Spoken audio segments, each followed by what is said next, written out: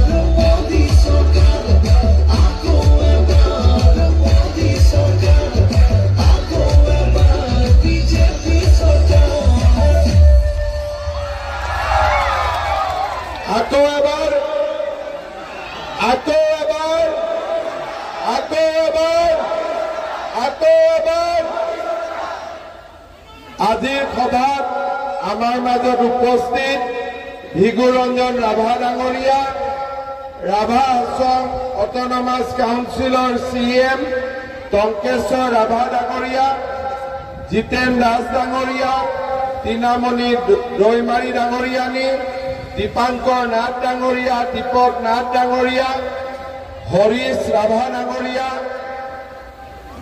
মনোৰমা ৰাভা ডাঙৰীয়ানী, দুলুমণি হাজং, প্ৰণীতা ৰাভা, জ্যোতিকা ৰাভা, কৰ্ণেশ্বৰ ৰাভা, জ্যোতিষ দাস, সুচিত্ৰা নাথকে আদি কৰি মঞ্চত উপবিষ্ট বিশিষ্ট ব্যক্তিসকল, আই মাতৃসকল আৰু যুৱক যুৱতী বন্ধু বান্ধৱীসকল, গৰম আজি বেছি পৰিছে হয়নে নহয়?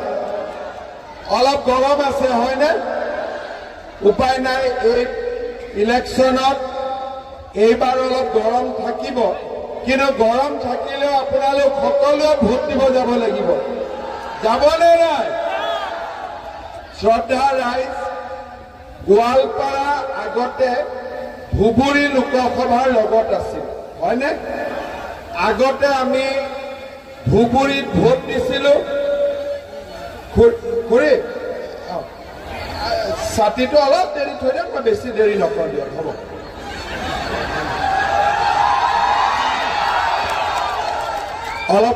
অলপ ফুচলাই কথা ক'ব লাগিবতো হয়নে নহয়? যি নহওক, আগতে আমাৰ এই সমষ্টিটো ধুবুৰী লোকসভাত আছিলে, এইবাৰ এই সমষ্টিটো গুৱাহাটী লোকসভা সমষ্টিৰ অন্তৰ্ভুক্ত হৈছে। তাৰ মানে এইবাৰ আমি বিজেপিক ভোট দিম, গুৱাহাটী লোকসভা সমষ্টিত ভোট দিম। শ্ৰদ্ধা ৰাইজ, আমি বিজেপিক ভোট দিম কাৰণ আমি বিচাৰো যে নৰেন্দ্ৰ মোদী ভাৰতৰ প্ৰধানমন্ত্ৰী হওক। মোদী ডাঙৰীয়া কেনেকে প্ৰধানমন্ত্ৰী হ'ব?